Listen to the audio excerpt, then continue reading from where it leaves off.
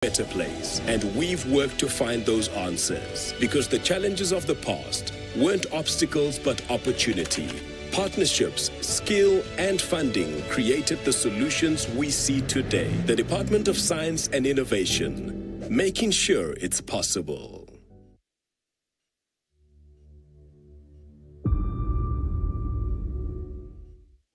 How do you predict the future? How do you plan for a world that doesn't exist yet? We ask questions. Questions that no one can answer yet. How do we feed a growing population? Good morning, ladies and gentlemen. Can you hear me? The President is about to come in. May I ask you to please stand? Yes.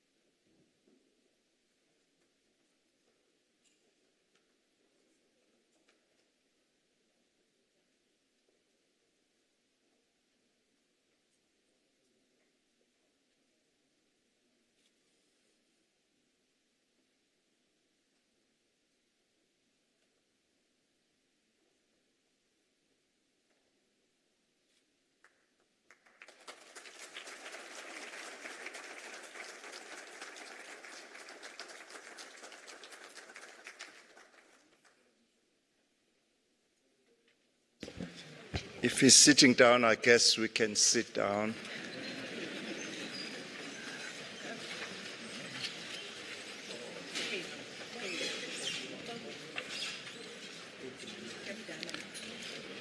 Good morning, ladies and gentlemen. My name is Phil Mjwaghaldi. I will be directing the program this morning, but my daily job is being a Director General in the Department of Science and Innovation. We apologize we're starting a bit late, but Mr. President was walking around the exhibition and he promised to come back and see some of the exhibitions because he was so excited with what he saw. So my job today is rather easy, just to direct the program, but in order to contextualize this meeting, Mr. Minister and Mr. President, I was just thinking how best would I introduce what the Science, Technology and Innovation System is about and what it has been doing.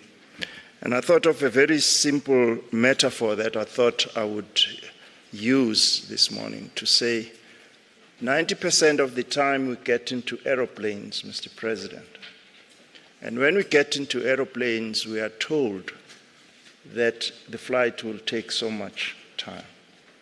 And we are also told whether the flight will be smooth or rough. Have we ever thought that we are putting ourselves in a machine that will be traveling at 900 kilometers with people who are the only ones who have that information, and the rest of us as passengers are relying on them to get to our destination? So as a science system, what we are trying to do, Mr. President, is to bring you into the cockpit and then get a sense of where does this information comes from. And therefore, today's session is to say, as a science system, we spend a lot of time being given the tools of trade. Are these tools of trade ready to assist the country in meeting some of the socio-economic challenges that we have? And this we have done through the white paper, which, of course, Mr. President, you are aware of, which was approved by Cabinet, and recently the decadal plan, which was also approved by Cabinet. In order to give an update on the progress that we have made on the decadal plan and its intentions, I would like to invite Minister Nzimande to give an overview and the purpose of the plenary as part of the recommendations of the white paper and the decadal plan. A round of applause for the Minister.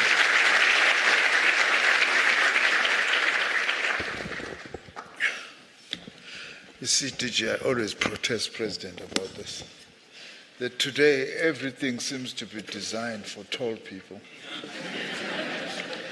And I did a module called Economics, President, matching human beings to machines and things they use. I feel like I must start this course for everyone, especially for designers in South Africa. His Excellency, the President of the Republic of South Africa, Mr. Matamela Cyril Ramaphosa, Cabinet colleagues, honored members of Parliament who are here, representatives from foreign missions and South Africa's diplomatic corps, chairpersons of our STI entity boards, our esteemed guests from industry and civil society, vice-chancellors from our universities, directors general, officials, representatives from the media, ladies and gentlemen. No modern society has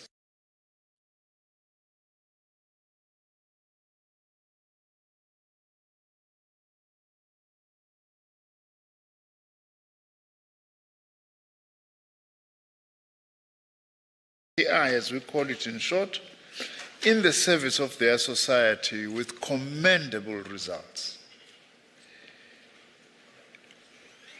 Hardly any of us are not aware of the role STI policy and strategy have played in the meteoric rise and spectacular growth of South Korean companies, for instance, such as Samsung and Kia, or German companies such as Siemens and Volkswagen. In South Africa, when Cabinet approved the white paper on STI 2019, an ambitious policy document aimed at creating an enabling environment for STI not only contribute to our national competitiveness on the global stage, but also to harness the benefits of STI for quality of life for our citizens. In 2022, Cabinet, led by our President, further approved the STI decadal plan to implement the white paper. The philosophy governing the implementation of South Africa's updated STI policy rests on two pillars. In the first pillar, we are widening, deepening, and transforming South Africa's national system of innovation, building on past investments and achievements to raise the scale and intensify the impact of our nation's innovation capabilities. This we are doing through enhancing human capabilities, expanding the research system to increase knowledge creation in targeted areas, ensuring an enabling environment for innovation. To illustrate, in ensuring that we are focused, Mr. President and distinguished delegates, in education and skills development, we have recently, as part of the Innovation and Skills Compact, identified the critical skills needed to ensure effective implementation of the STI policies in line with the country's Skills Master Plan. Working with the Department of Planning, Monitoring and Evaluation in government, we've also made significant progress in integrating STI into the planning for government as a whole. Part of this was to delineate the roles of various departments that have got innovation-related mandates to make sure that we build synergy among STI programs across government. We have also introduced another important mechanism which we call budget coordination for science, technology, and innovation across government departments so that we are able to better synergize the resources that are in the hands of the department. This is what we call a whole government approach to science, technology, and innovation. To assist in such collaborative initiatives, our President Cyril Ramaphosa has set up an interministerial committee on science and innovation representing all ministers or ministries that have innovation-related mandates, such as, for instance, trade, industry and competition, higher education and training, health, agriculture, communication and digital technologies.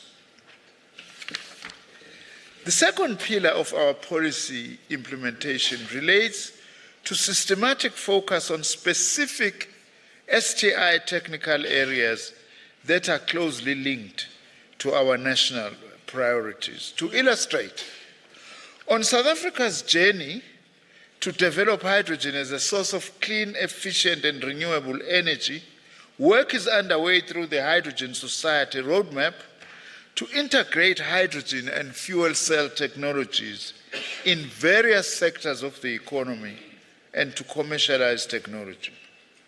South Africa's Hydrogen Valley, Mr. President, is a planned integrated hydrogen ecosystem stretching from Mokopane in the north of the country, where platinum group metals are mined, to Durban, where these are shipped.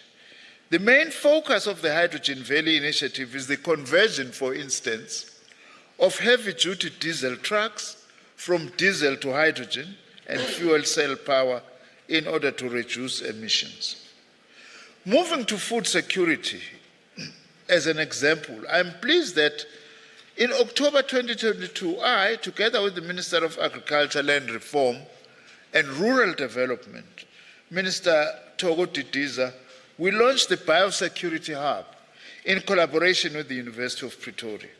This hub will facilitate collaboration to prevent, reduce, and manage crop and animal diseases, as well as assuring food safety in South Africa. This also brings me to another example in health, which is another area where we have made significant progress. As we know, the COVID-19 pandemic exposed the South African population, like much of the developing world, to serious existential threats in 2020-2021, being at the mercy of vaccine monopolies, vaccine imperialism, and outright chauvinism. Our president played a key role in opening pathways to break this legacy with global efforts to secure Africa's long-term vaccine security, and challenged us as South Africa's national system of innovation to develop new pathways to ensure our nation's health security. I'm very pleased to say that towards this end, the World Health Organization and the South African Medical and Research Council have established a new mRNA vaccine technology transfer hub in the country, with similar hubs intended for other low and middle-income countries such as Kenya, Nigeria, Senegal, and Tunisia. And under this program, we have successfully developed a new mRNA COVID-19 vaccine candidate, AfriVac 2121, and its demonstration in animal models has been positive already. That's what we are capable of, Mr. President, as a country. More broadly, and further to the President's call, our Department of Science and Innovation is currently rolling out a National Vaccine Innovation and Manufacturing Strategy, VIMS, built around the development of 3 additional vaccine platforms. It's the viral-like particle, it's the inactivated virus, and conjugated vaccine platforms. Its aim is to develop South Africa's vaccine innovation and manufacturing capabilities across the upstream and downstream parts of the value chain. This project is a national health priority that seeks to enhance access to affordable quality vaccines and build capacity in the country and across the African continent. Moving to reindustrialization, Mr. President and delegates of South Africa, and in particular the role that science, technology and innovation, STI, can play in the modernization of traditional sectors, such as agriculture, manufacturing and mining. I just want to quickly highlight the work we are doing under the umbrella of the Mandela Mining Precinct, because this is an opportunity also to account, President, to tell the nation in this important platform of yours on what we are doing and what we are capable of, so that we know what is it that we can build on. We have what we call the Mandela Mining Precinct. This is a public-private partnership between the Department of Science and Innovation and the Minerals Council of South Africa. It is aimed at revitalizing mining research and innovation in South Africa to ensure the sustainability of the South African mining industry.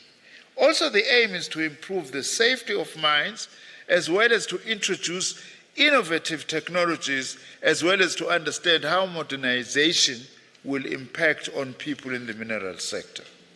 While working to support STI-enabled reindustrialization, we are also being strategic about using STI towards a more circular economy, which is another important area of intervention. In other words, we want to move away from our extractive-based economy that has large throughputs of resources and where we mostly export resources for further international beneficiation with limited resource returns into our own economy. I also want to highlight that a circular approach is where we recycle waste and reuse and regenerate materials that have many applications in areas such as agriculture, mining, manufacturing, human settlement, and transport. I also want to emphasize some areas where we've made progress in using STI to enhance service delivery and improve the capacity of the state. STI cuts across society. That's why, President, our slogan as the Department of Science and Innovation, making sure it's possible. Building on Nelson Mandela's famous saying, it always seems impossible until it is done. So we are joining on that to making sure that indeed it is possible. For instance, we are exploiting our space technologies, you have seen some of that, President, now, to collect satellite data and use this to inform government decision-making. To illustrate, through our space program of Earth observation for human settlements, we can monitor informal settlements and housing development projects using high-resolution satellite imagery, thereby improving planning and identifying areas that are vulnerable to geo-environmental risks. People who ask, why spend money up in the space when we need housing on the ground? We're spending money in the space so that we understand better how to deliver better houses. So there's a very clear connection between those things. Municipalities and district authorities are the closest to citizens in delivering services. Building on our STI capabilities, we are working to improve the capabilities of these organs of state. Some of the programs I'm very excited about in this field is, for instance, our Municipal Innovation Maturity Index. President, we are able to measure every municipality, how mature it is in terms of innovation or science, technology and innovation, which is a very important test which can enable us to advance STI at local government level. Through these STI applications, also government can identify areas where additional resources are needed. This progress notwithstanding, there is still so much to do. And as the DG indicated in his opening remarks, the environment in which we are implementing our STI policy is challenging, not in the least because whilst we have to be competitive in an increasingly climate-sensitive global economy, we also need to address our long-standing socio-economic challenges: unemployment, poverty and inequality, infrastructure and logistics constraints, crime and corruption, to name the most pressing. Our philosophy as a department, it ain't science unless it touches the lives of ordinary people as well. Now, I want to say, as I move towards ending, President, it is here that we value the partnership with the business sector, academia, and civil society. We've already seen how collaboration with these partners in the national system of innovation can multiply the resources and expertise of government.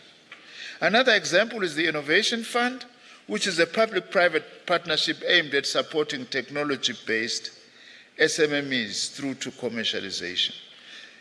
For example, the private sector co-invests with government, and since 2020-2021, 24 projects have been supported, attracting some 1.8 billion of investment from the private sector. We need to nurture these partnerships, and that's the purpose why the presidential plenary has been established, where the president meets with all the key stakeholders, and they are here, President, in front of you, representing very key role players and sectors in our STI space. The STI plenary, of course, in the first instance will be guided by the president himself, but also the STI plenary will be guided by the work done by the interministerial committee established by the president, as well as by the analysis and policy advice from the National Council on Innovation. This presidential plenary also, we hope, will play a very important role in setting an agenda for science. I'm therefore gratified to see everyone who is here. Finally, let me state clearly that when we refer to STI, we refer to both, I need to say this, President, we refer to both natural and social sciences and humanities. For it is only possible to understand, let alone solve, the major developmental and existential challenges of the 21st century through invoking the insights of transdisciplinary knowledge. It ain't science unless it is interdisciplinary.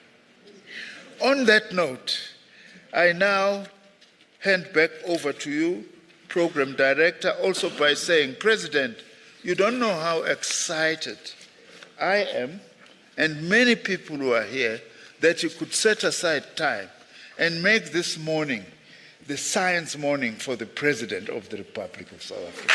Thank you very much.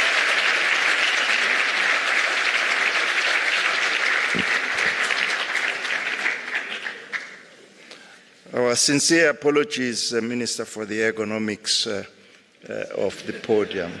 We didn't mean to make you uncomfortable.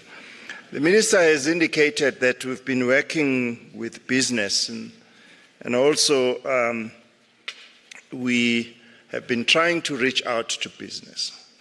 Recently, we met with Business Unity South Africa and explored some of the areas of work that they would like to do with government. I think last week in particular, following the dinner that we had a couple of months ago. And in that meeting, we explored how we can use innovation to address the immediate challenges that the country has in logistics, in crime, and in electricity. And we have agreed that detailed work will be done to support government in these three important areas. So to just give messages of support and the fact that we would like to continue to work with business, we have Mr. Kas Kovadia, the CEO of Business Unity South Africa. You are allowed to clap.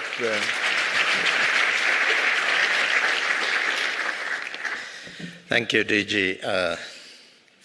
Honorable President, Minister Ndimande, DG, and other colleagues and members of Parliament, people from government, business, and civil society. Thank you for the invitation. Let me, in providing a message of support from Business Unity South Africa and on behalf of business. Firstly, recognize the progress that has been made in the STI environment through the department and through other organizations and structures of the department as enumerated here by the Minister. And I think that we need to be very proud of the progress that has been made, and we congratulate the department on that. On science, technology, and innovation is obviously critical to our country, as it is critical in the global environment, given the evolving environment and evolving economies and evolving geopolitics that we face. And we obviously need to ensure that we do everything we can to be a country that is recognized to be at the forefront of developing innovation, of being quite clear that we need to utilize science, technology, and innovation to not just promote our economy, but to deal with the socioeconomic problems we have in the country. We believe that we have the ingredients in the country to actually be a leading player. We have globally competitive companies in the country that are at the cutting edge of innovation in many areas. We have a history of innovation in the country. We have a youth demographic that can be trained and skilled to play a critical role and lead our path in science, technology, and innovation. And we are on a continent that in many aspects is leapfrogging in this area. And we can draw on that and leverage of that and work with countries in Africa to do that. The Minister talked about the partnership between government and business on this, and we believe that we need to build on the already existing partnerships. I think there shouldn't be an ideological debate any longer on whether business and government work together or not. We've got to use all the resources we have in this country and optimize those resources, and that happens through these partnerships. And I think the partnerships can do a couple of things. One, it can identify our competitive advantages in the country and in the world. It can bring about significant collaboration between the private sector, government, and academia, as is already happening. We can put into place demand-led skilling programs, and they need to be demand-led. We ensure that we have an enabling policy environment with proper implementation. We already, the DG referred to this, and the Minister, that we already have a partnership between business and government on 3 critical areas in the country, being energy, logistics and transport, and crime and corruption. The partnership is led by the President. And I'm certainly of the view that we're making good progress. Are we making fast enough progress that both government and business would want? No, but we're making good progress and we're making steady progress. And given that we only started essentially in April, I think, this year, when we presented this to the President, so it's been about 6 or 7 months. And in those 6 or 7 months, I think we made very good progress. And so I think we have a model on which to build, and we would certainly, as BUSA, be happy to work with your department, Minister, and DG to see how we build those sorts of partnerships in the STI environment. We also, beside those 3 areas, we put together a team to, again, between business and government, on government side led by the Department of Employment and Labor, to look at employment opportunities. And one of the sectors that we've identified is science and technology. And so I think that we need to work in partnership to see how we leverage of that. So thank you very much for the invitation. We are very happy to support the initiative, and we are very happy to try and explore that partnership. Thank you.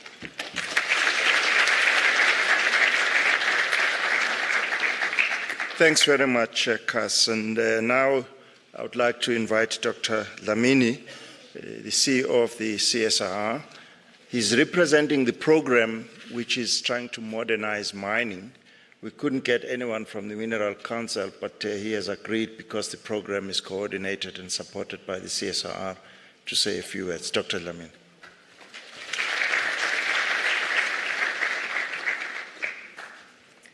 Thank you very much, Dr. Mchwaka. His Excellency President Ramaphosa, the Honorable Minister of Higher Education, Science and Innovation, Dr. Blade Nzimande, colleagues from different government departments, industry, research and technology organizations, ladies and gentlemen, good morning.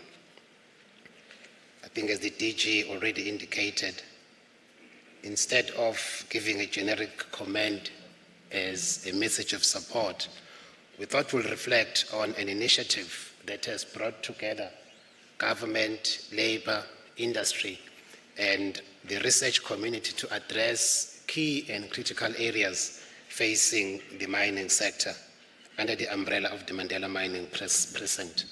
I think this demonstrates what is possible if we work together in a collaborative spirit. Now, the Mandela Mining Precinct is an industry support initiative of the Department of Science and Innovation and the Minerals Council South Africa, which is managed by the Council for Scientific and Industrial Research. It arose out of the mining Pakisa in 2015, where labor, government, academia, RTOs, business and other stakeholders identified the critical challenges of sustainability, particularly in the gold and platinum sectors, including, of course, the possibility of job losses. Now, to overcome these challenges, the Department of Science and Innovation invested in the development of the South African Minerals Extraction Research and Development Strategy. And the Mandela Mining Precinct then was created and launched in 2015 as a vehicle that will see the realization and the implementation of this strategy. I think, as the Minister spoke earlier, it is a true public-private partnership funded by the Department of Science and Innovation and the Minerals Council South Africa to revitalize mining research, development and innovation, and to ensure the sustainability of the mining industry in South Africa with a specific focus on minerals extraction. Now, what is unique about the MMP is that here we have researchers from RTOs and academia. We have industry, both mining houses as well as equipment manufacturers, organized labor and government, working together to develop local capabilities and intellectual property that will ensure the future sustainability of mining in South Africa. We've also signed a compact between the CSIR representing DSI and government, the Minerals Council South Africa, and various labor unions to demonstrate our collective commitment towards this partnership. Now you'll ask, so what have you achieved over the past 5 years?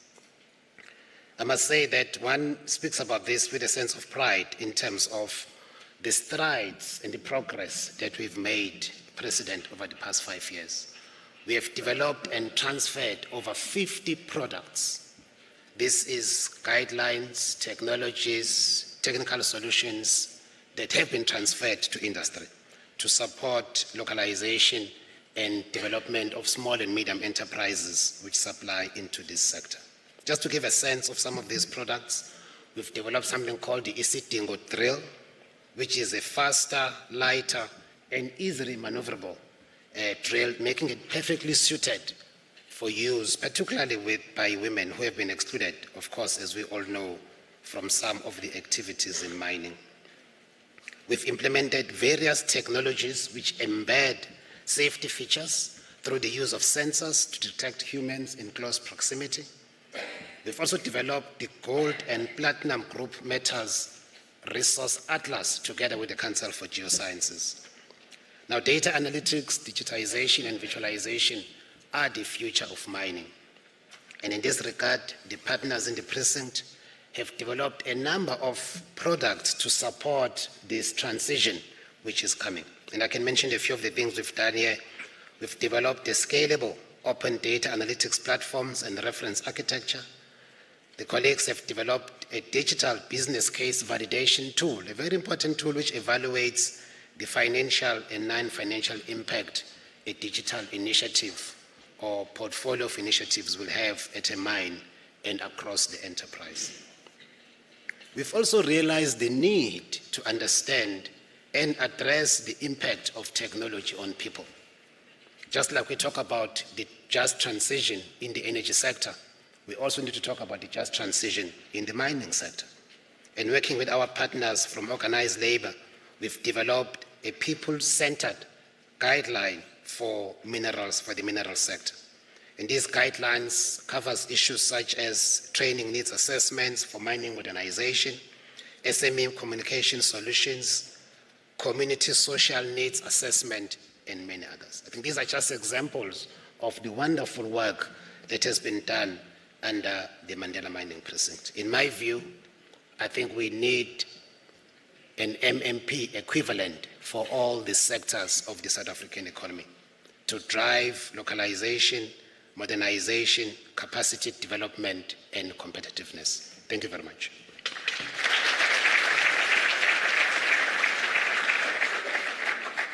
Thanks very much, Dr. Lamini. Now I'd like to invite the Chief Executive Officer of the National Advisory Council on Innovation.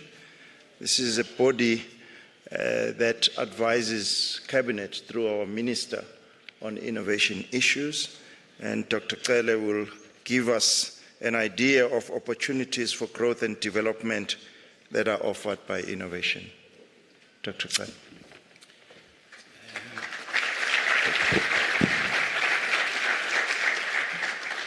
Thank you very much, DG. Good morning, His Excellency President Ramaphosa. Good morning, Professor Zimande. The protocol observed.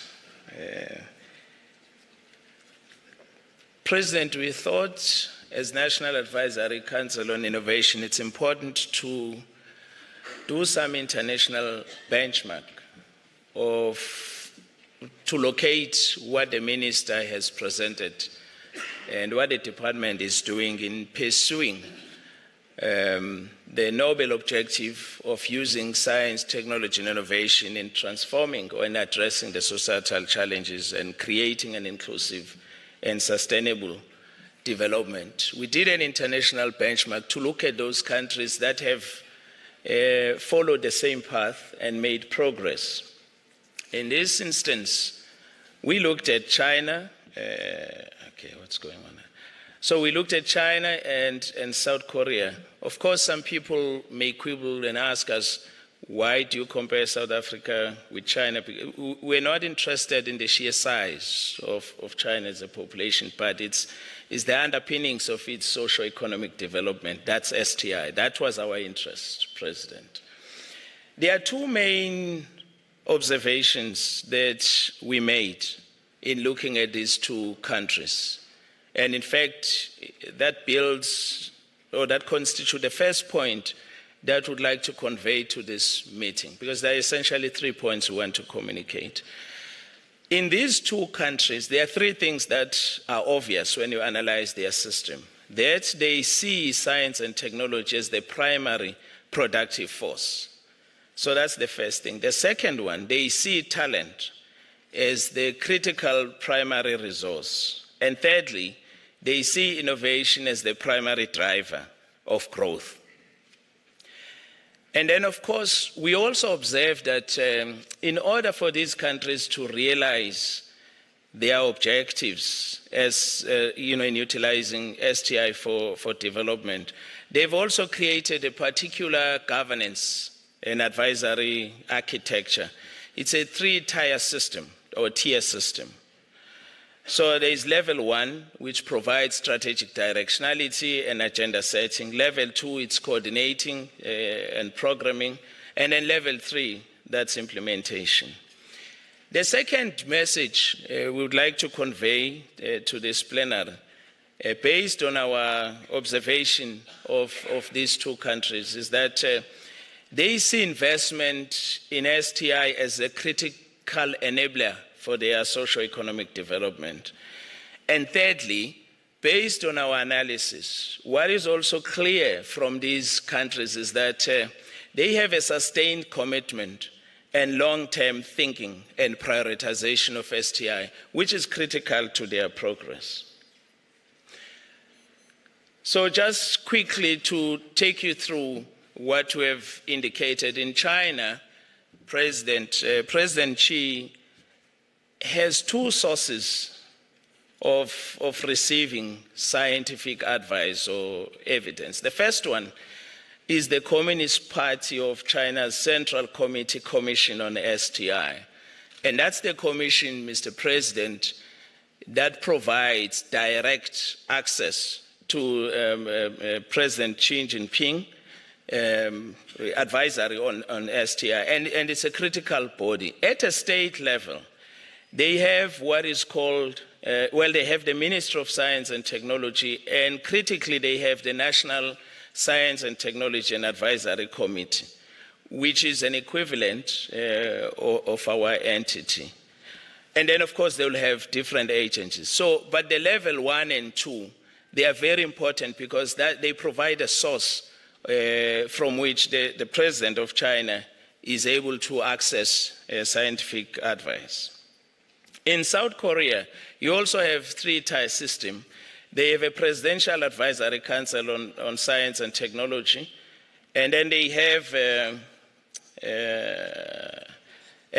the Ministry of Science and ICT, and they have what is called the STI Office, or commonly known as Control Tower. So that provides a cross-departmental coordination. And then, of course, they will have a range of entities that provide implementation. As I said, level 1 and 2, they provide the basis from which the South Korean president or prime minister is able to access scientific advice and evidence. Just briefly on how China has been able to develop its technological capability. One of the initiatives that China did some decades ago was to establish a state-sponsored indigenous innovation program that was meant to strengthen their domestic capacity to create technological change.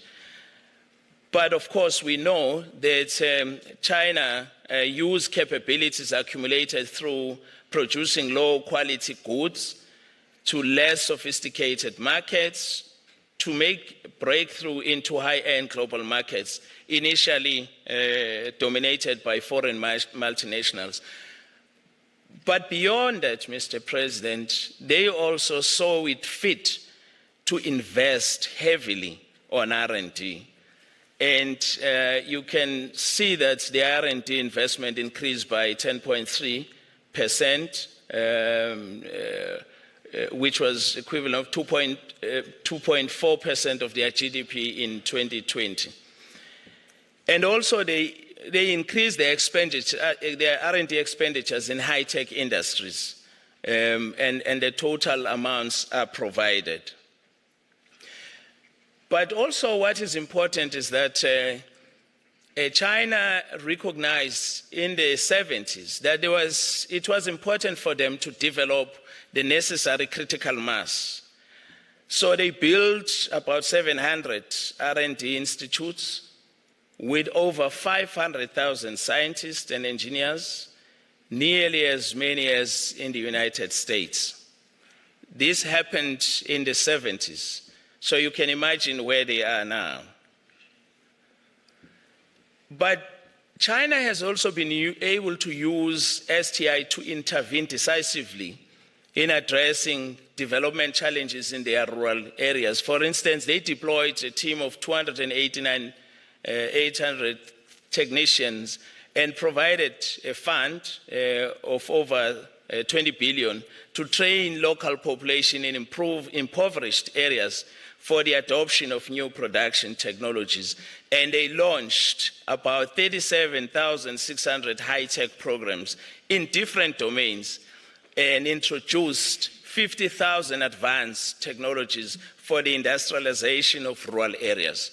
So this is one way in which China has sought to really intervene in transforming their rural development areas. Of course, South Korea is part of it's a well-known case of the Asian tigers, but what underlines their success story is their initial decision to invest in human resources as well as knowledge or research, as it were. And that has played a big role in terms of helping South Korea to make rapid progress towards the global innovation frontier, with the potential, Mr. President, to lead global markets in crucial digital technologies such as in 6G infrastructure. But the emphasis with the South Korean case is that they have been investing in human resources for a very long time. And also, South Korea is the second, if I'm correct, country to invest in terms of R&D as a percentage of GDP. Now, of course, the second message we want to convey of investment as a critical enabler, we looked now at 3 countries. We compared South Africa, China, and Republic of Korea, Mr. President, and you can see that what is common between China and South Korea is that they have consistently been investing in their R&D. Of course, our story is different because we're actually moving in the opposite direction, Mr. President. And the minister did allude to this. Now, if you split, you look at this expenditure in terms of who's funding or who is investing in terms of business and government. Again, the story of the 3 countries is so stark. So you can see China and South Korea that business invests more compared to South Africa. In South Africa, government invests more, which is the opposite. So, Mr. President, this is one of the inconvenient truths that Professor, the President, needs to appreciate. It's an inconvenient truth, President. The picture needs to be different. We need to move to the direction of South Korea, and in fact, here there are some experts who are spending time doing the analysis. Even this government proportion, Mr. President, the picture may look different once the 3 billion that the Treasury has proposed to cut from the sector in 3 years' time. The picture would look different.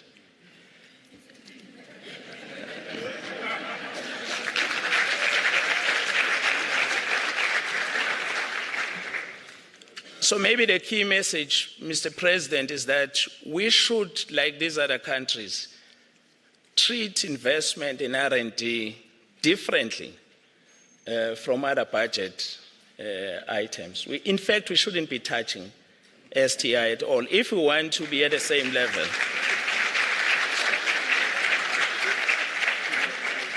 Okay, so I'm not going to touch on this one because you can see, if you look at the extent to which higher education and other private non-profit sectors we have covered. Just in summary, President, of the numbers we've shared, you can see that China and South Korea have consistently increased their investment in research and development, even during the global economic recession and during COVID. And we have said that in China and South Korea, business expenditure on R&D is higher than public expenditure on R&D, combining government and higher education. In South Africa, as I said, the government expenditure is higher than business R&D. So we're grateful that there are people from business present who may in fact explain why the situation is as it is. Now, on the third message, we thought, President, we should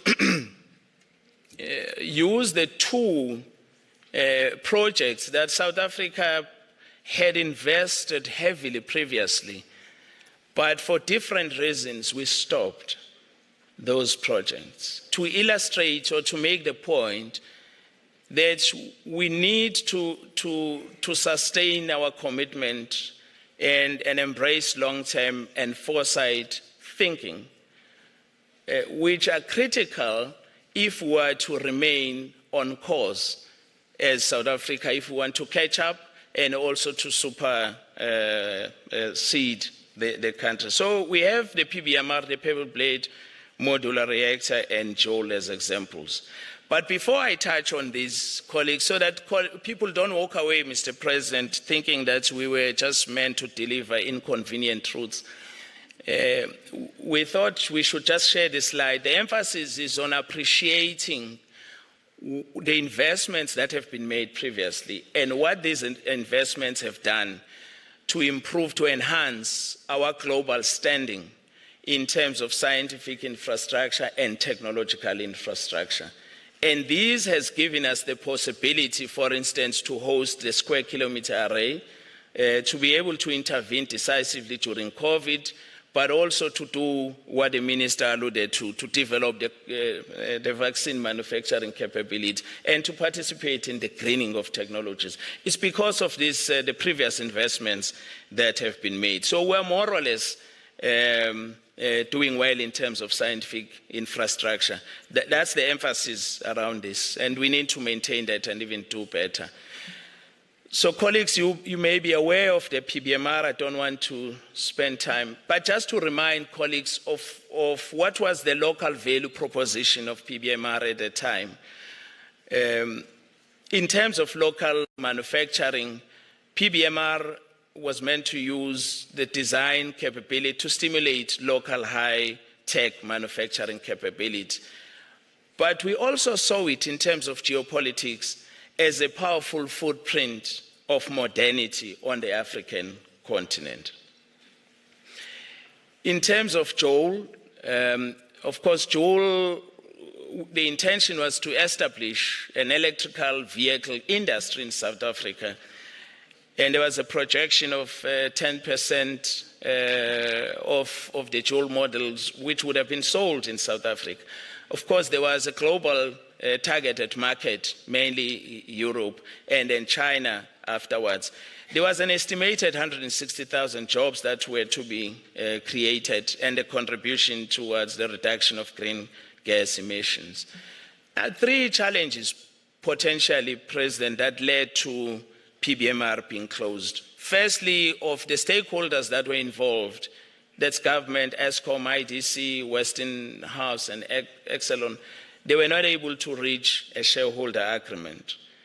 Secondly, within government, there was a lack of broad political support outside the lead department. As some said, the project actually had one champion, so it needed multiple champions. Thirdly, Eskom board, which had initially embraced PBMR, but it decided to terminate it.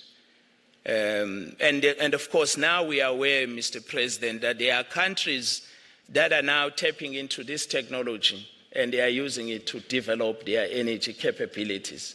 Again, this is an opportunity probably lost for South Africa, and we had invested billions of rands and developed thousands of scientists and engineers, and some of those are now applying their trade abroad. In terms of Joel, the major challenge was funding. It required 9.8 billion to commercialize. It needed to manufacture a minimum of 50,000 cars. Two agencies that would have played a critical role, that's TIA and IDC, they were not able to play their role. Consequently, we stopped. And as I understand, the Nelson Mandela University has 4 prototypes, cars of Joel. All we needed to do was to manufacture. We needed money. The money was not available. And we could be playing with the big boys and girls, President, in the EV space had we seized the opportunity. So in conclusion, Mr. President, there are 3 points, maybe 4, that we want to, maybe this presentation was meant to convey. is that we're firmly convinced that STI can address societal challenges and then of course they can improve their well-being and create the necessary inclusive and sustainable socio-economic development. But for this to happen, it requires the whole of society approach and a long-term thinking and sustained investment in STI and people. And then, of course, there's a strong role for building partnerships and cooperation, both domestically and international. And then finally, as we have seen with the Chinese case, we need to deepen the implementation of innovation for inclusive development, including grassroots innovations, if we are to make a dent in terms of addressing societal inequalities in South Africa. With these words, we wish to thank Professor for the opportunity to present to His Excellency and colleagues. Thank you very much, colleagues, for also listening to us.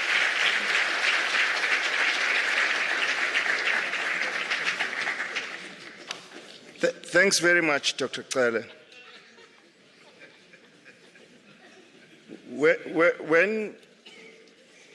When we were having a chat, Mr. President, with Dr. Cele earlier on, he said he was very happy that he would sit next to you. And then we were saying it seems the Celes are always next to the President to protect and look after him. Now, thanks very much, Dr. Cele. So we have, Mr. President, invited 4 stakeholders from the NSI to answer just a few questions around the NSI and how they see this going forward. So we have Professor Lynn Morris, who is a Deputy Vice Chancellor from Wits University. Lynn, are you nearby? Please come this side. Just to say a few words about how she sees the role of universities in the project that we are talking about. It will be followed by Professor Sarah Muswetsa from the Human Sciences Research Council. Sarah, I saw you earlier on.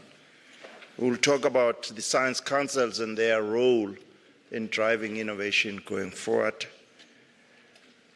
And then we also have Mr. Stavros here, who will say a few words about his challenges in vaccine, but also how I think the private sector and the vaccine can play a role going forward. And then lastly, we'll have Ms. Sandra Kramer, the EU ambassador to SA. They provide almost 800 million rands to the science system in South Africa. So we'll just ask her, why do they believe so much in the South African science system? So they're all going to say a few words, starting with yourself, Professor Lynn Morris. Over to you.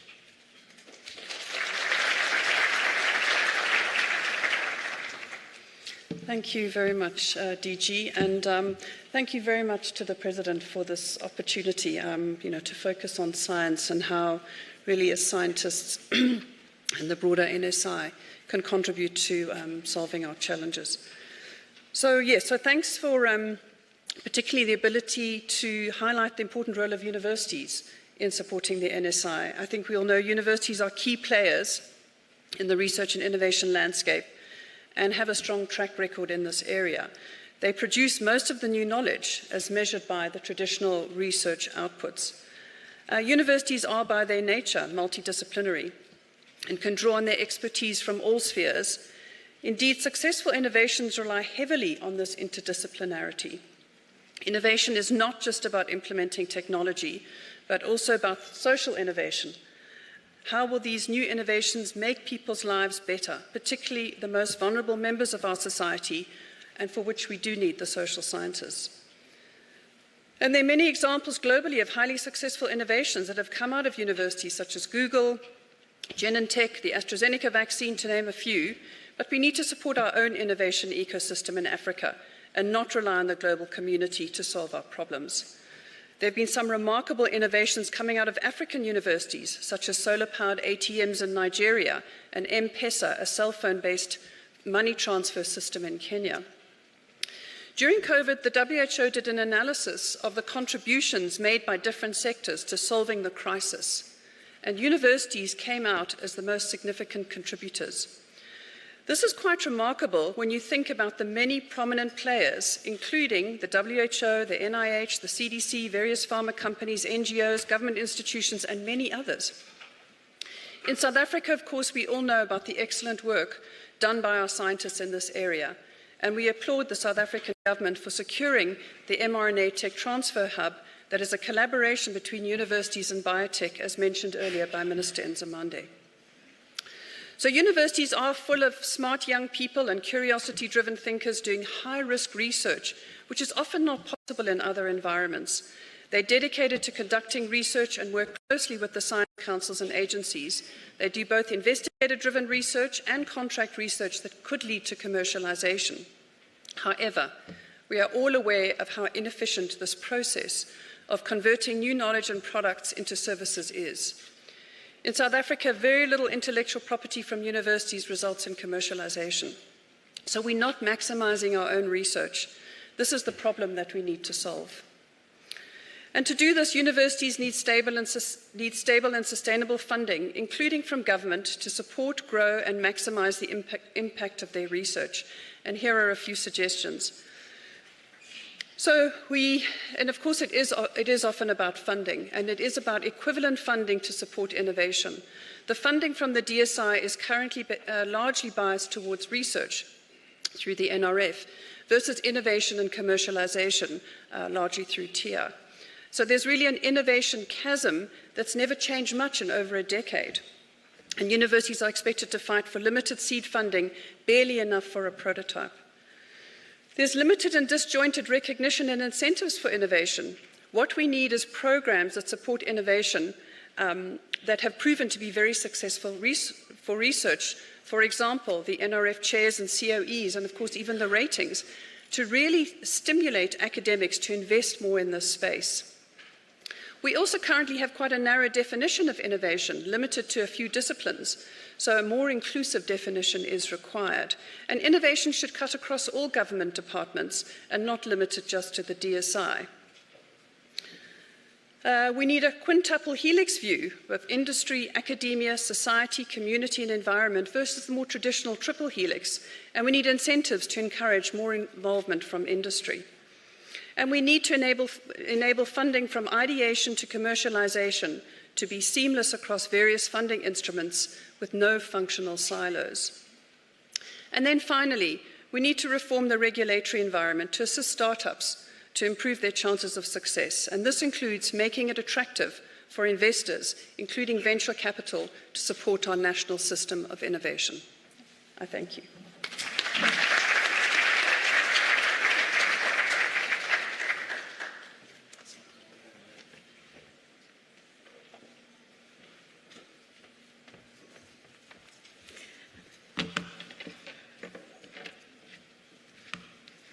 His Excellency, our President, Mr. Ramaphosa, our Minister, Professor Nzimande, our DG, colleagues, I've been told that I only have a minute, and I'm a social scientist, I'm a sociologist. You know how I can turn that minute into an hour.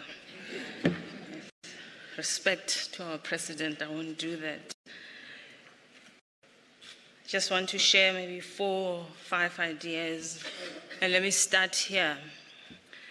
It gives me immense pleasure to be part of a government, a country that takes all sciences seriously and includes them, especially the humanities and social sciences. We demonstrated this very well during our very intense times of COVID-19, where we turned the corner and included the humanities and social sciences. Mr. President, we thank you. While the world was thinking that most of the deaths were going to happen in our continent, didn't, precisely because of the leadership of this country, indeed including the humanities and social sciences.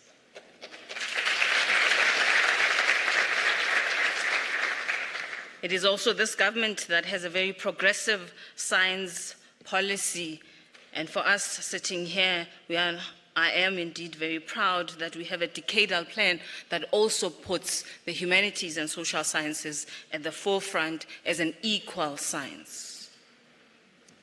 The implementation of the decadal plan and our science policy, however, will require us to think creatively.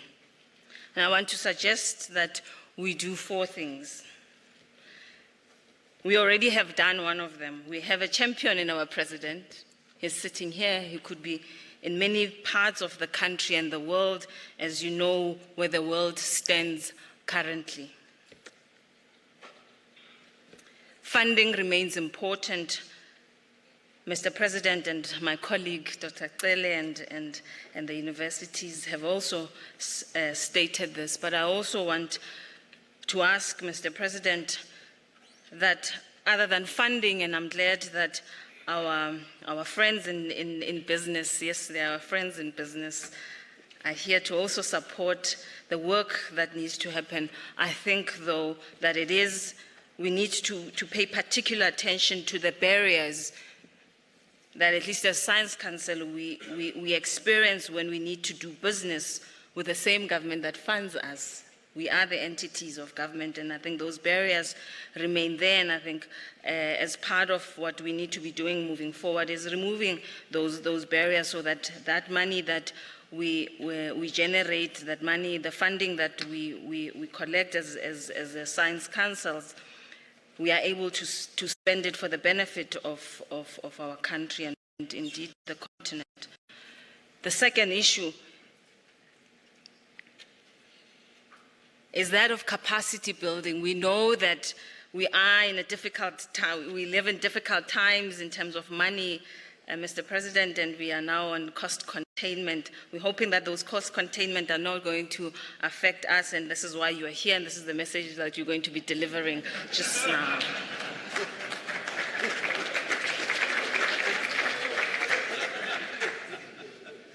No pressure, Mr. President. Capacity building remains important, as my colleague Dr. Cele was presenting on the 2 countries, our friends from Korea and China. That capacity building, even when we don't have resources, should remain a priority, for we are not responding to the immediate challenges, but future challenges. And the next generation of academics remain important. The next generation of researchers remain important for our country, but I also want to highlight the next generation of critical thinkers in our country remains even more important now. Thirdly, of course, the reliance on all sciences remains important. Let me conclude on the 4th point, that Mr. President, as councils, and particularly speaking on behalf of the Human Sciences Research Council, we stand ready to deliver on what needs to be delivered for this country, for the challenges are complex and they require all of us to work, and this summit, I think, is a testament of all of us wanting to work for the better good of this country and this continent and the global south. Before I forget, Mr. President, you gave HSRC an important task of doing an audit, a skills audit, during your, I think it was one of your speeches earlier this year. Mr. President, I'm here to give a feedback that that project is going very well, and you should be receiving a report very soon. And I know I said finally, I am a social scientist. There are many finals. This is the last final. Mr. President, as HSRC, we are also ready to tell the story of our democracy in 2024, our democracy at 30. We remain steadfast in the work that needs to be done, led by our minister and our DG. I thank you.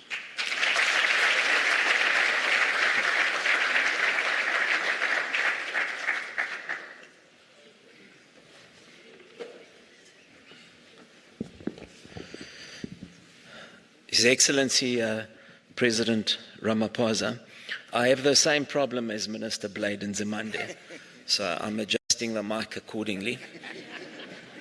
Let me firstly acknowledge all the other dignitaries, esteemed colleagues in the room. I'm wearing my Aspen hat today because I wear many others. And the DG earlier, when he introduced me, he said I should talk about challenges in vaccine manufacture. So as the longest serving DG, President, we'll give him some leeway. I'd rather talk about the opportunities rather than the challenges in vaccine manufacture. I'm going to keep my intervention brief, and I want to turn the clock back momentarily to preface a very important statement, and then I'll move it to where we are today. Preface number one is that nothing creates jobs and has a more impactful multiplier economic effect than innovation and manufacturing. Okay. Preface number two is, regrettably, if we were to look at the trends in our country in the last 25 years, manufacturing used to contribute 22% to GDP. It now contributes exactly half of that. So therein lies the opportunity rather than the challenge. And thirdly, I'm going to talk very briefly about a vaccine journey, and maybe you'll write a book on it one day, President. I'll contribute a chapter. At the onset of COVID, the whole world came together in January and February of 2020, and they said, we're all going to act in solidarity. No one will be left behind. Okay, but guess what happened? Everyone shut their borders and everyone hoarded vaccines, and we were left in the lurch. We were fortunate that our president at the time was the chair of the African Union. A year later became the African Union COVID champion. And only because I've read this and it's in the public domain, he's soon to become the African Union pandemic preparedness champion. Okay. Now, ladies and gentlemen, why am I telling you all of this? I'm telling you all of this because in our hour of need, nothing trumps innovation. And that's exactly what we did. So when the world shut its borders, and there are many, many stories one can tell, but we were left in the lurch, and we had to traverse very often tragic consequences where lives and livelihoods were unnecessarily lost. And this led to two things happening. The first was an African Union Bureau Heads of State meeting on the 10th of May 2022. And President, you will remember, because Sandra Kramer is in the room, the EU ambassador, I think, there she is. President Macron also was in that meeting. And there was a statement released 7 days later. And that statement said that never shall this be repeated, that Africa is at the back end of the queue. We need to build partnerships, and we need to ensure that Africa develops its own capacity and capability. And that set in motion a cascade of events. And I'm pleased to tell you, one of the single most meaningful events in pursuit of this national and continental priority happened last Thursday evening. It was at the Gavi board meeting. For those of you who don't know Gavi, Gavi is the Global Vaccine Alliance. And Gavi procures most of Africa's vaccine requirements. One little problem, they did not procure a single dose, let alone vial, of vaccine from any African company. So this announcement on Thursday evening is in part due to the efforts of our president and the government, and it sets off what we hope to be a future cascade of events. And what was this announcement? It was the announcement of something called an AVMA. It doesn't go far enough, President, but it's a first important step. AVMA stands for African Vaccine Manufacturers Accelerator, and it's exactly what it says, it's an accelerator. And it will lend itself to partnerships, Sandra, with Europeans, partners from the East and West, but it sets in motion the first meaningful step for production of vaccines to happen on our continent.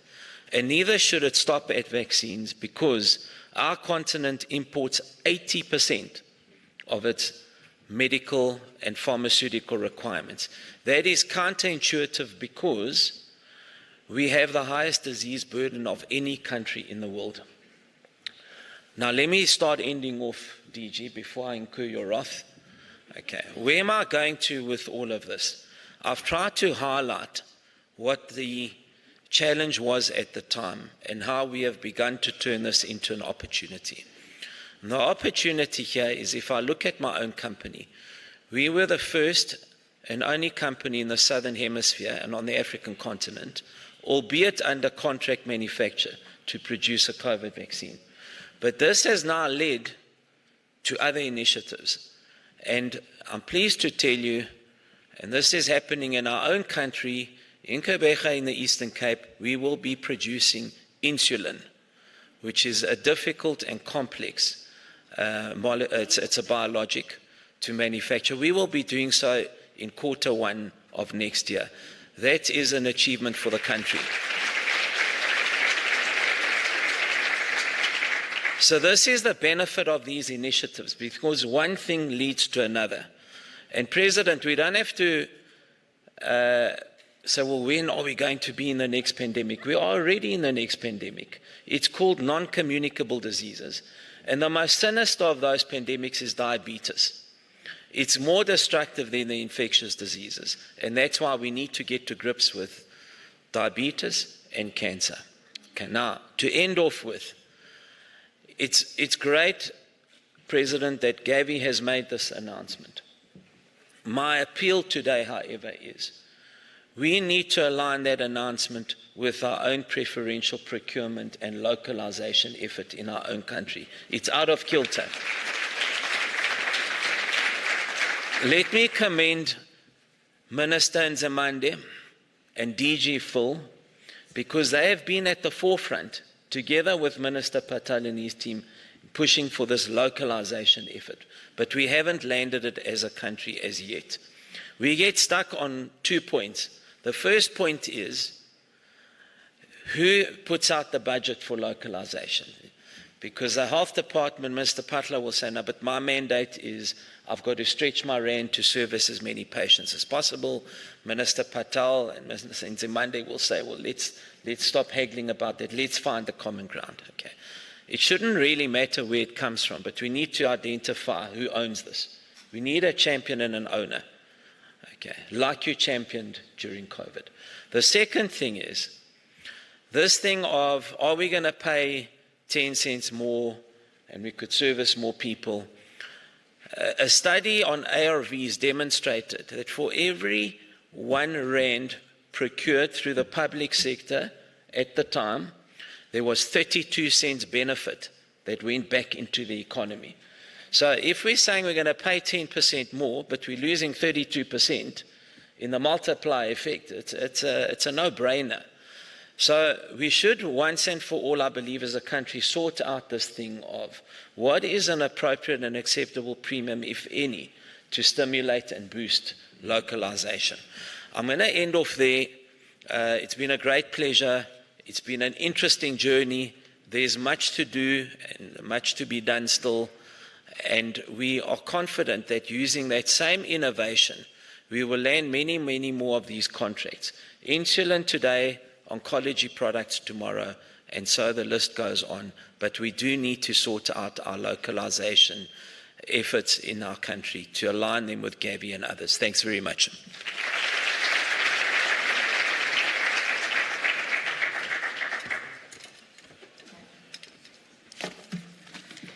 Mr. President, Minister Nzimande, DG, everyone in the room, good morning, all protocols observed. Stavros' idea of a minute is a bit challenging. So with your permission, I will be extremely short. I will just want to tell you all how delighted I am to be here. I'm the European Union Ambassador to South Africa. The European Union and South Africa cooperate on science, technology and innovation, and it is going from strength to strength. And as I'm standing here, I would like to thank the President, the Presidency, but also personally Minister Zimande, who has been instrumental in making this happen and who actually just concluded an extremely successful visit to Brussels. Why do we do this? Well, we think the world is challenged, and those global challenges are facing us all, be it climate change or digitalization, demography challenges or inequalities, and everyone needs to play a role, but science, technology and innovation, as was said before, plays a key role. We want research and innovation to be based on rules and values such as academic freedom, gender equality, research ethics, open society, and evidence-based policymaking. And we want openness. Simply put, no one can win the innovation race erecting barriers. And how do we roll that out? Well, we have the world's largest public research program called Horizon. And South Africa is extremely good in using Horizon. Why? Because it is what was said before, also by the business, by Mr. Kovaria, because you have such excellent research institutes and universities. So there are about 118 South African institutions and universities that are currently funded through the Horizon program. And that amounts to about 40 million euros grant money, and that is what the DG referred to. We also, on top of that, and to take us back to the vaccine manufacturing again, fund mRNA vaccine manufacturing through Afrigen and BioVac in Cape Town. That is vaccines, and the mRNA vaccines that are being produced there are in clinical trials, so they are very, very close to producing vaccines in Africa for Africa. And that is the strategic autonomy that you spoke about before that is really important. We also work in very many other fields, such as medicine, nuclear medicine with the Steve Biko Hospital here in Pretoria. As we move forward, where do we want to go? Well, I think we want to strengthen even further the link between innovation and job creation. It was said before, and that is something that we would like to look at more, including small and medium-sized enterprises and startups.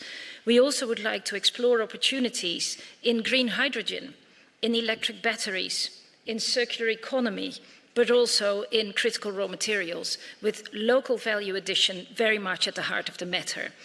We'd like to look at the digital agenda and satellite observation. All of those are areas for further collaboration.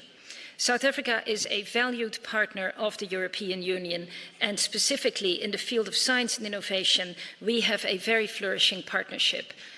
With this, and with great thanks again to the President and the Minister, thank you very much.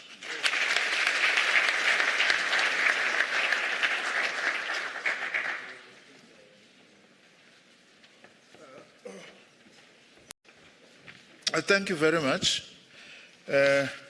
for all those short but very powerful messages, as well as commitment to working together. I am now going to be calling on the President, introducing him briefly. President needs no introduction, and he is many things at the same time, one in many things. But let me say this, President. I'm struck by your love of science and technology.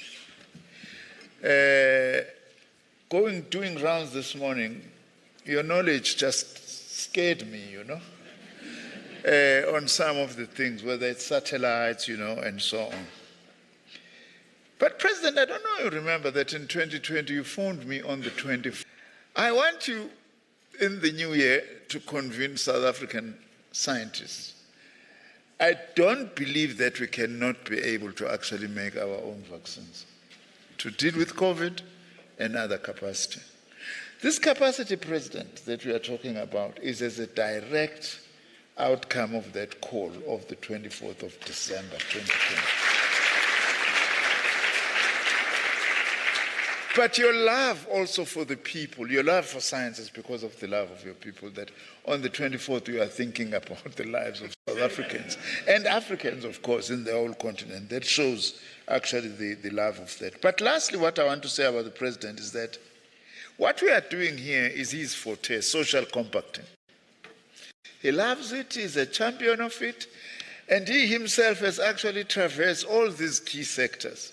He has been a unionist, organizing. He has also been a businessman. He has also continues to be in politics for a long time, and also in government. So all the sectors represented here, the president has traversed all these terrains. President, we thought you will listen to us when we speak. Then it's your time. It's your plenary. It's your chance now to actually talk to us. Thank you very much.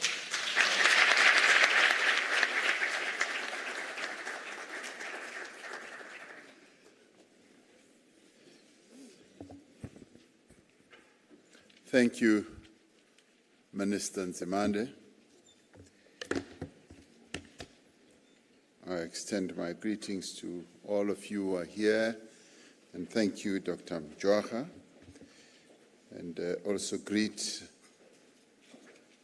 those who have come from various organizations, business, the academia, universities, also our various partners in various other countries, researchers, and all of you. It's a real pleasure to have this opportunity.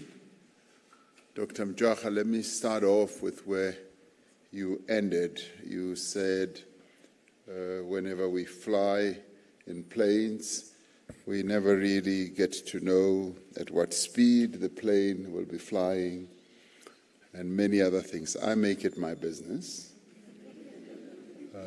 I always ask a lot of questions whenever I get into a plane. Sometimes I do go to the cockpit. But before getting in, I always want to know how many hours has the pilot flown. I always say, are you at 10,000 hours, 15,000 hours, so that I know who I'm dealing with. Am I dealing with a captain like Sally Smallenberger, who landed the plane on the Hudson River? Or am I dealing with one who's going to plunge the plane into some place? I also want to know the hours of flying. How many hours? Estimated time of arrival.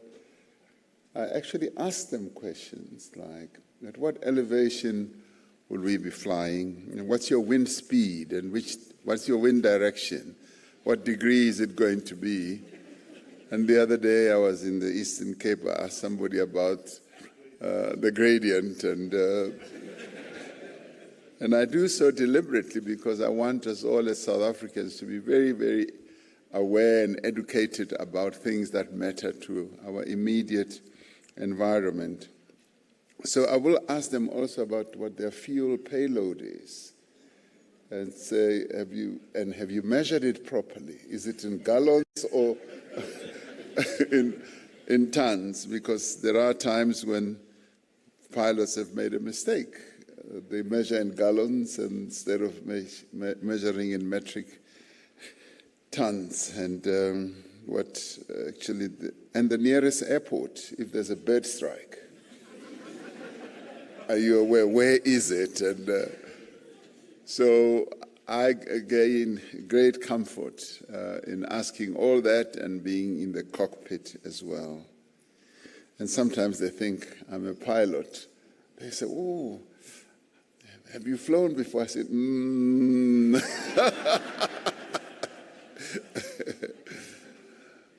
Minister Nzimande, this is a really, truly welcome plenary.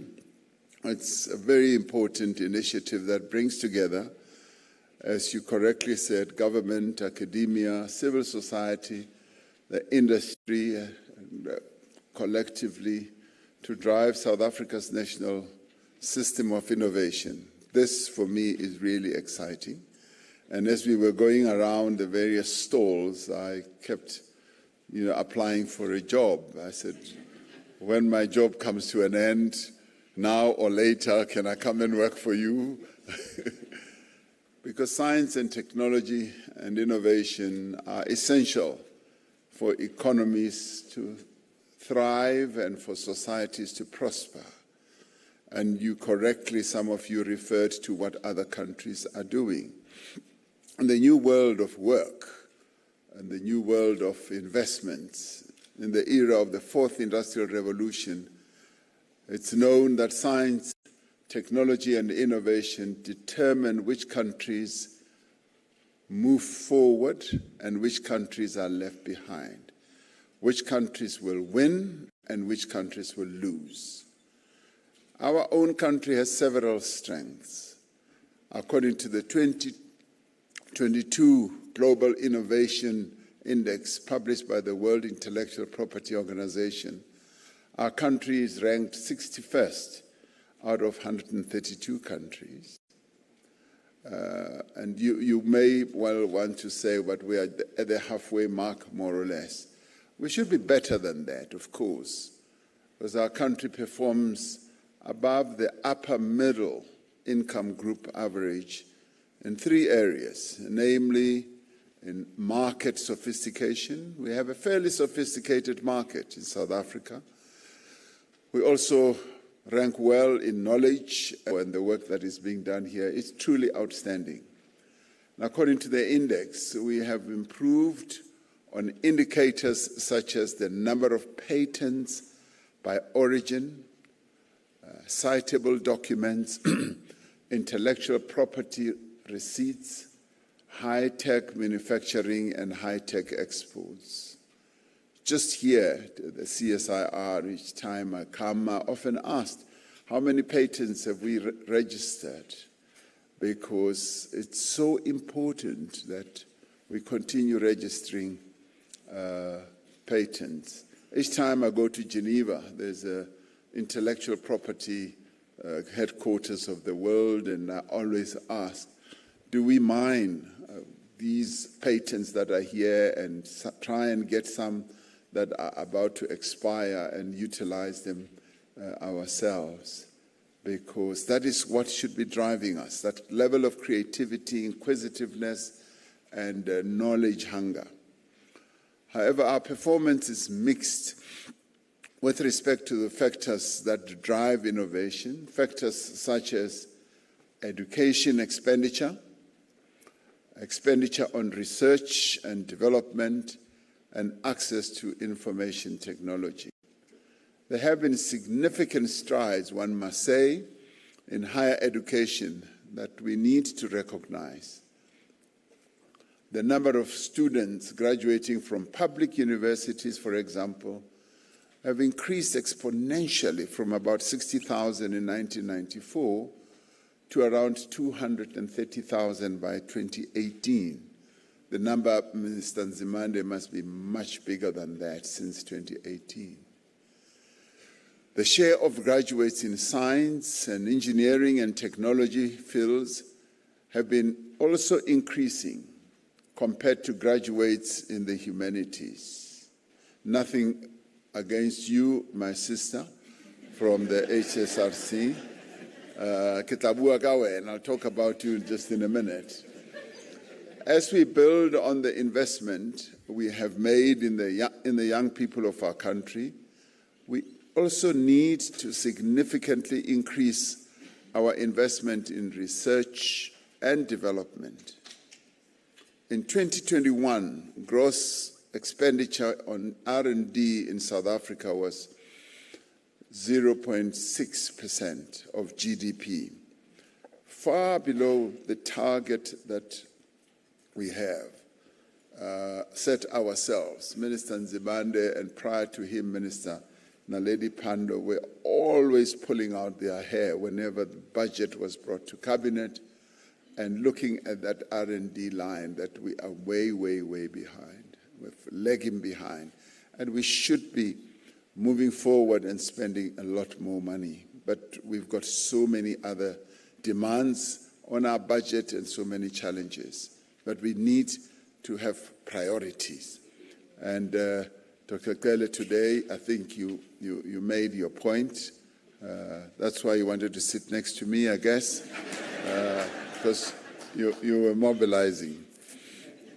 By comparison, in 2022, the United States spent 2.6%, and South Korea spent 5%.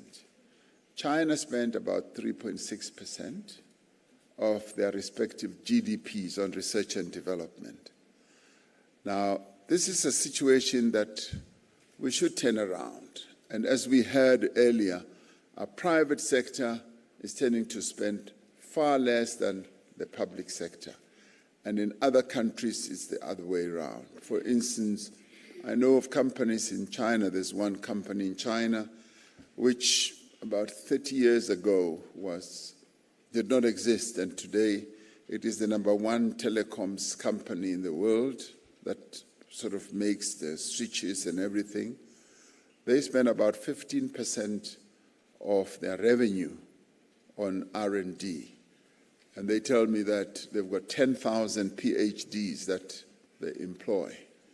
And when a company does that, you basically see that it represents itself. It manifests itself in the growth of the company, the products it produces that are filtered into the economy, and then immediately has an impact on, as Stavros was saying, on manufacturing.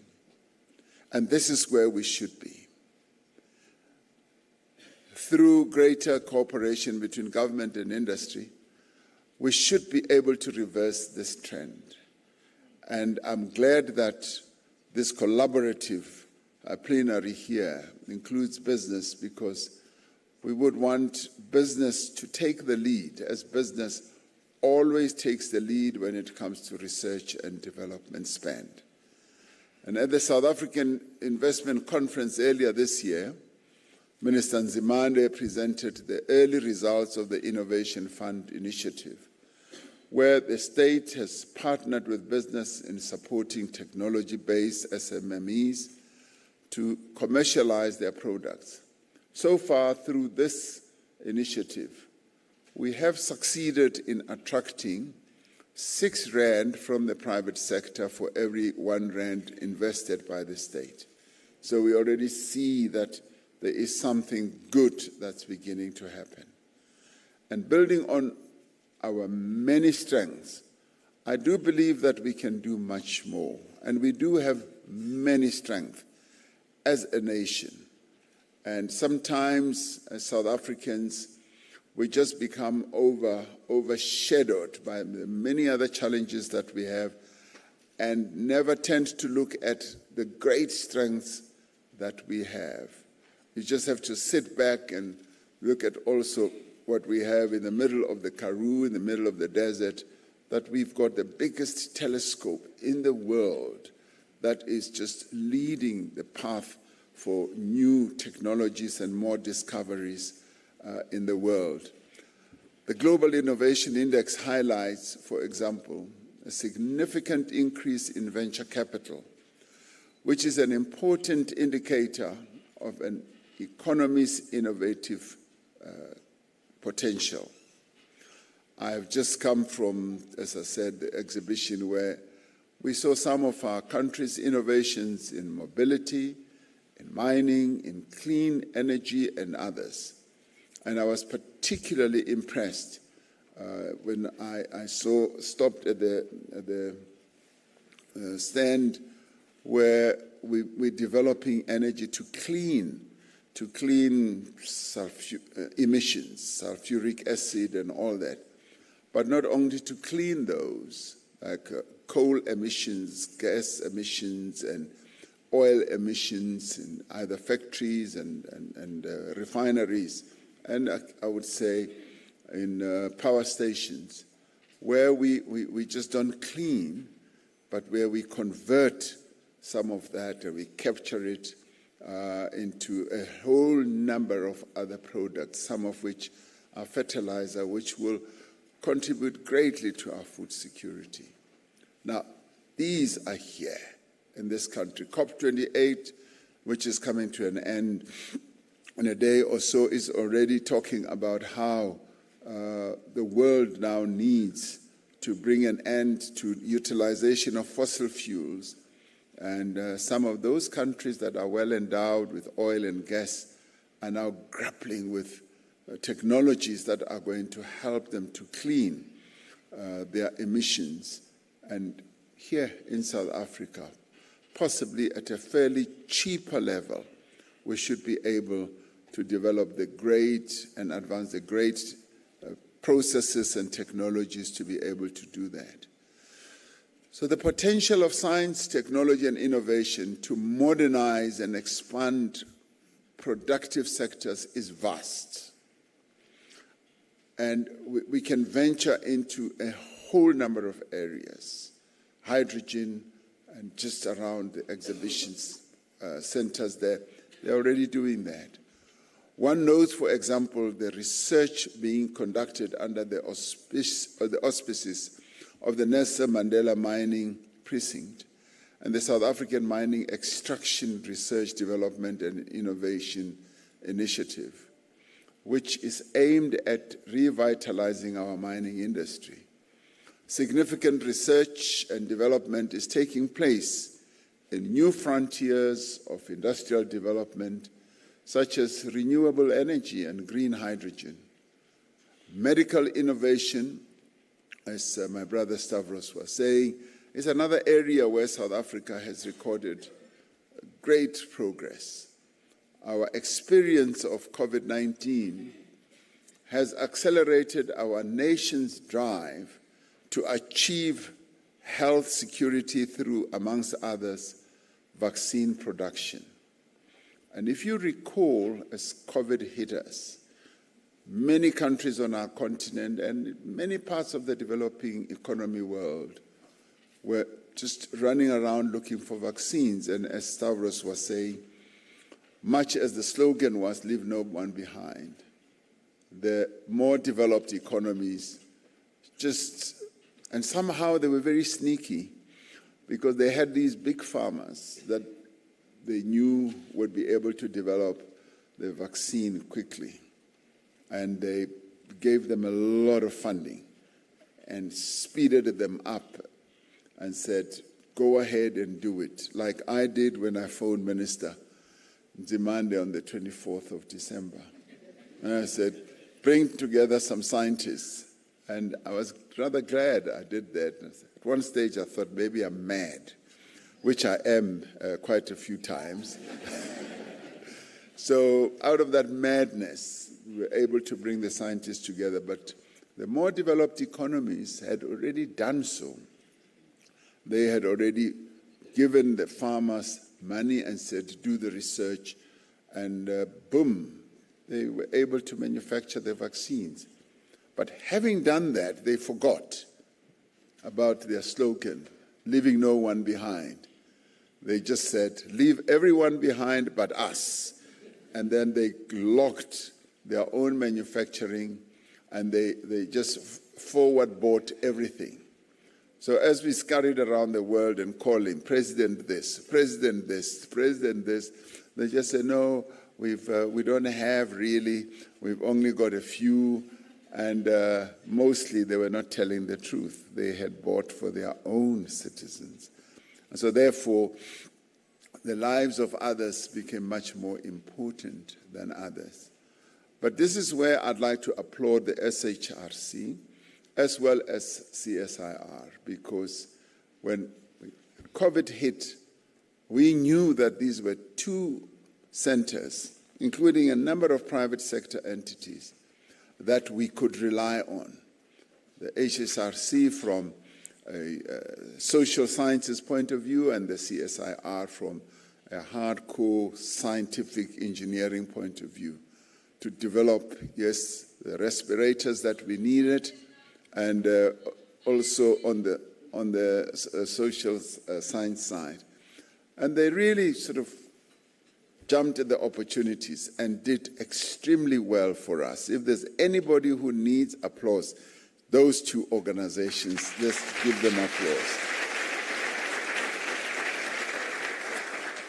And I was very proud that we have these two science organizations or entities in our country that are owned by the people of South Africa that were able at the time of need to come to the fore. And today in the various stalls, you can also see how they are developing a number of other products.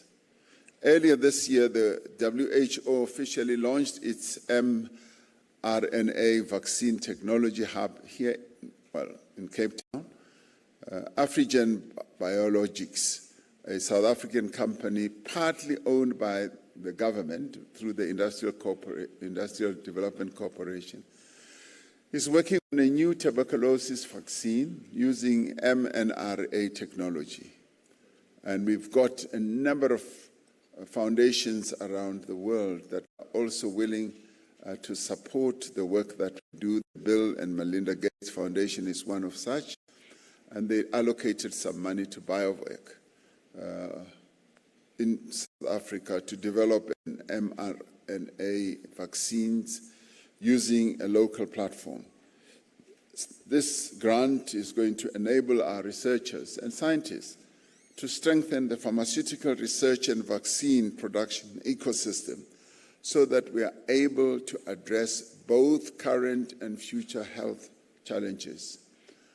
The reference that was made by Stavros about Gavi, it's almost a revolution that a big organization like Gavi, which has been buying vaccines for Africa from all over the world, is now turning around and saying, yes, we will buy from African countries that are able to manufacture vaccines.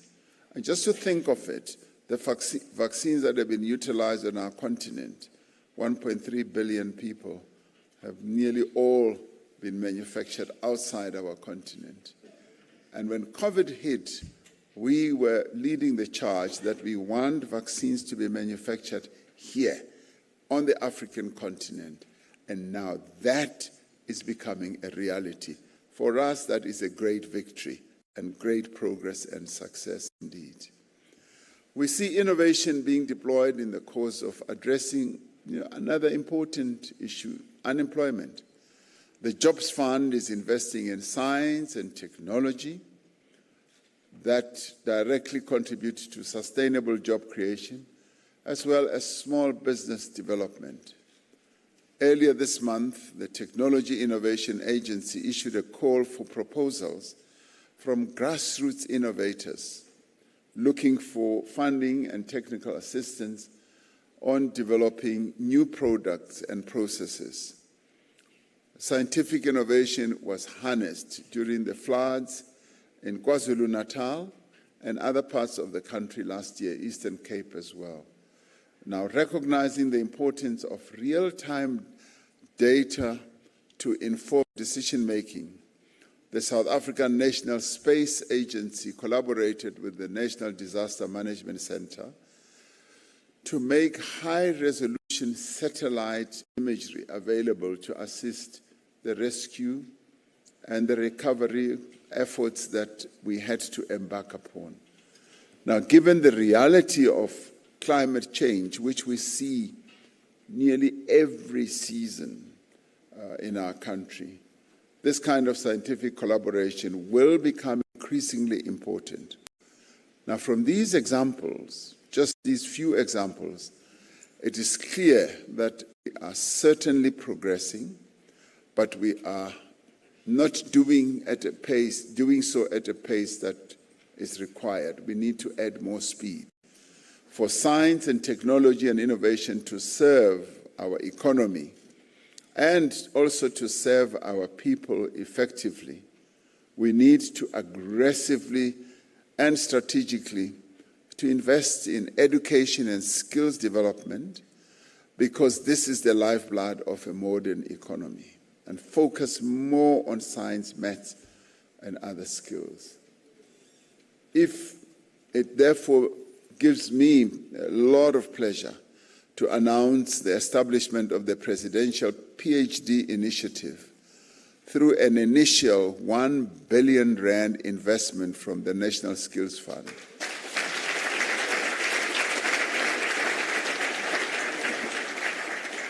Now, the aim of the first phase is to expose our country's brightest young minds to cutting-edge thinking and research by negotiating opportunities at world-leading universities and research centers.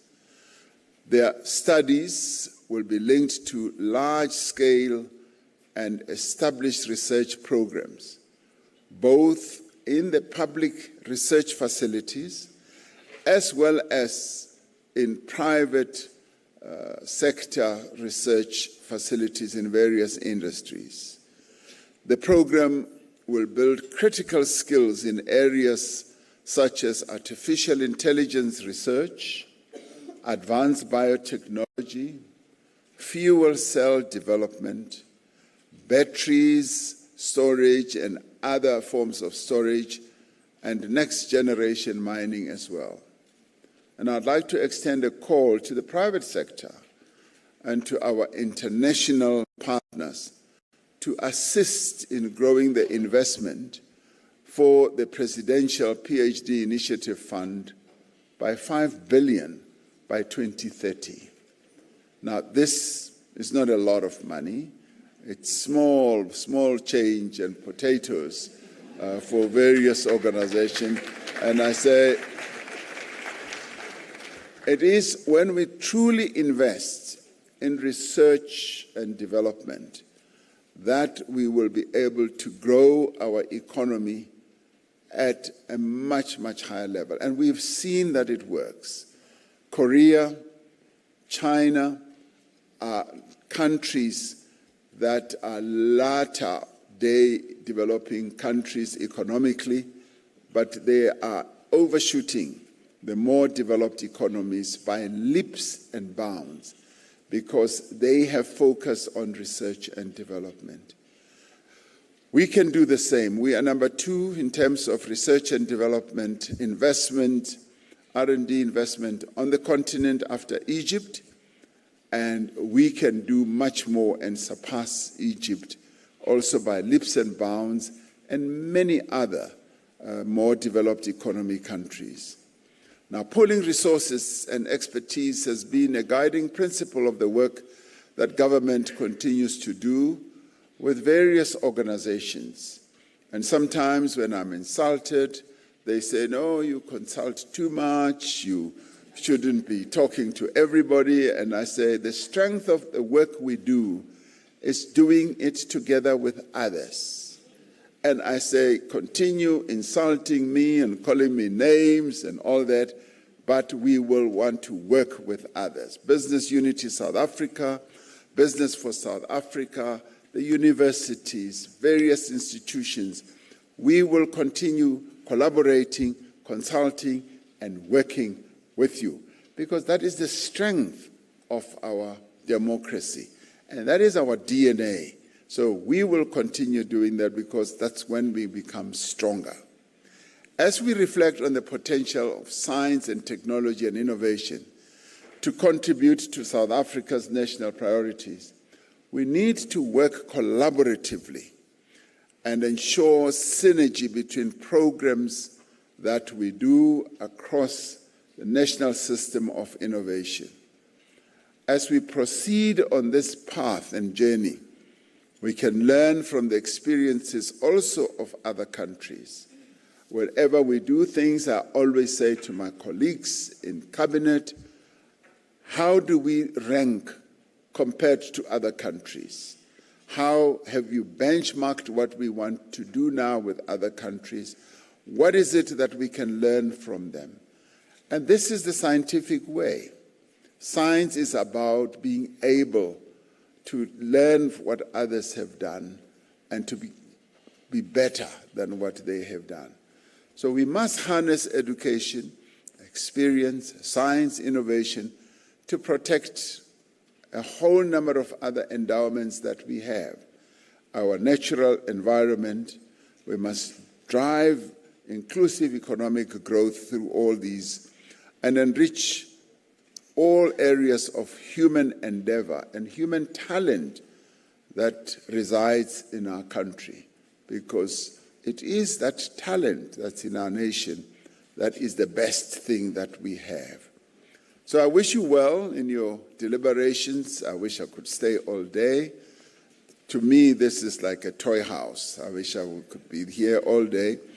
And I look forward to the productive outcomes of this inaugural Presidential Science, Technology and Innovation Plenary. You are lucky to be here. I am unlucky because I have to leave, but have as much fun as you can. Thank you very much.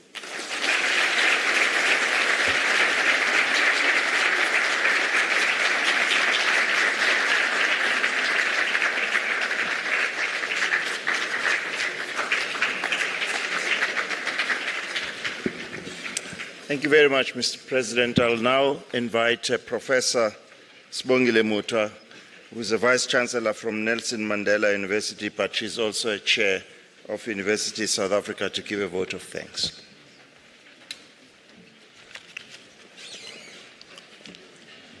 Thank you, DG, Dr. Philip Mjwagha, Director General of Science and Innovation. I want to greet His Excellency, our President, Cyril Ramaphosa, our Minister, Dr. Blade Nzimande, who is now a newly recognized professor.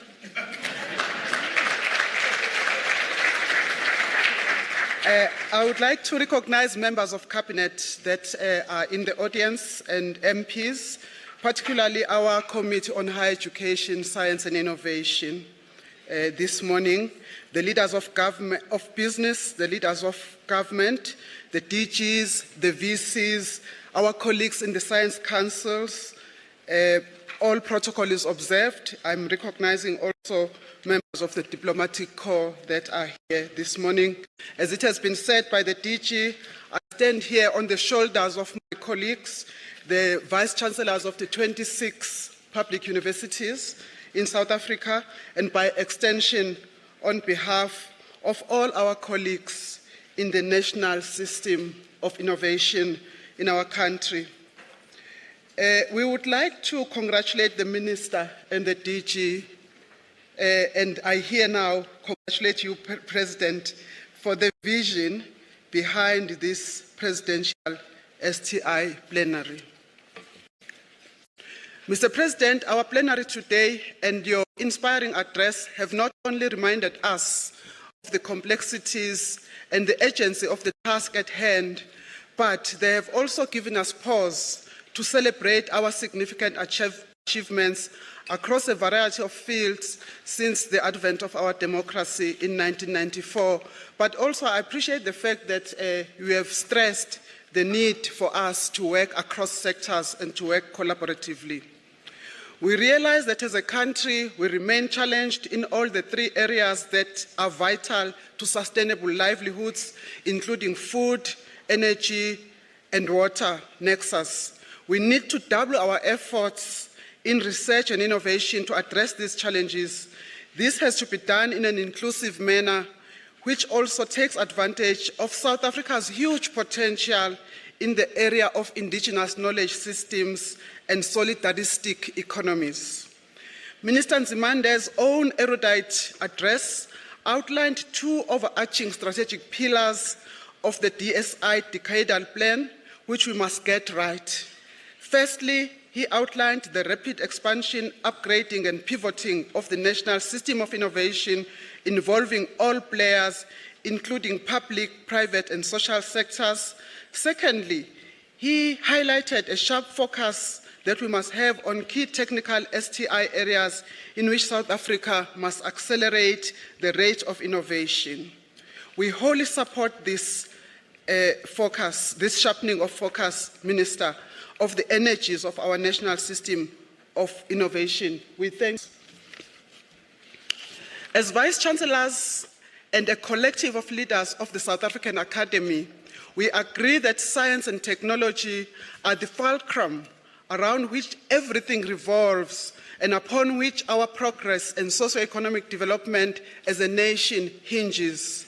It is crucial to stress, as the Minister has already reminded us, that when we refer to the STI, we refer to all branches of human knowledge, both natural and social sciences. as well as humanities. It is only through the bringing together of these branches of human know-how that we can both understand and solve problems of energy, food, transport, logistics, and the rest. We will redouble our efforts, even in the current context of resource constraints, because we understand fully the symbiotic dynamic between higher education's appreciation of its purpose and the advancement of society. As has so correctly been stated, education and skills is the lifeblood of any modern economy. That said, we need all the support we can get, and we will give all the support that we can offer. The higher education and research community have to work towards more creative ways of pooling and circulating its constrained resources to pivot our higher education system to support the decadal plan. This requires more cross-institutional collaboration on scaled-up STI programs in the key areas as outlined by the President and our Minister in the regions and provinces and national and transnational scales. We are of the firm belief, and this is supported by research, that appropriate and targeted resourcing of higher education in general and of innovation in particular offer young people more opportunities to realize their potential and grow their careers, be they as entrants in employment or as entrepreneurs. Universities South Africa's innovative entrepreneurship development in higher education program that we have run over the last 5 years and involving tens of thousands of young people and students, entrepreneurship development speaks to this commitment that we have. Our appeal for more and targeted STI investment is equally directed to the private sector, as the President and all the colleagues that came up here, including our Minister, have indicated. We believe that the contribution to research and innovation, it has been shown that the research and innovation contribution by the private sector has been decreasing, as Dr. Cele's presentation indicated. Against this challenging context, Mr. President, we are therefore hugely encouraged by your announcement that you have just made of the establishment of the Presidential PhD Initiative through the initial billion investment from the National Skills Fund.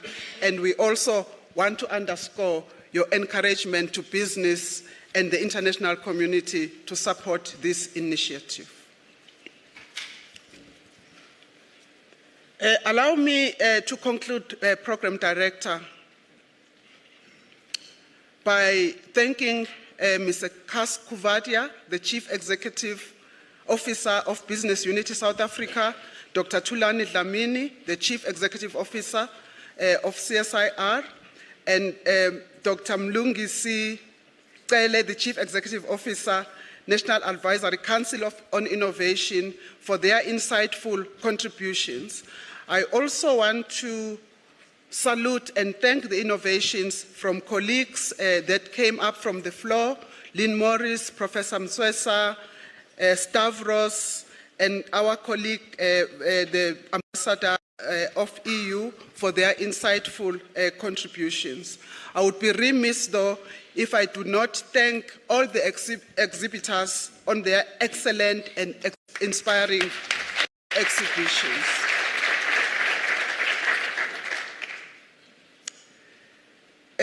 If these projects, products, and initiatives that we have seen on the exhibition are anything to go by, we have exciting potential to be unleashed as a nation, hopefully through greater levels of collaboration and mutual leveraging. We thank you all for this opportunity. Thank you very much, Minister.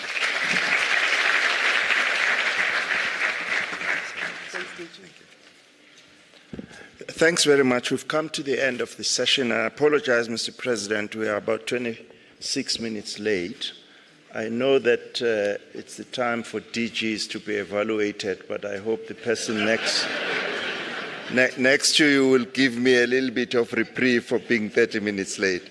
Thanks, everyone. May I suggest that we rise and allow the President and the Minister to leave? And please join us for lunch immediately after this.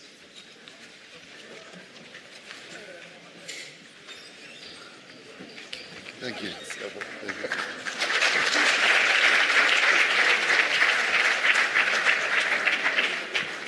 All right, please let's enjoy the food on the foyer, and thanks everyone.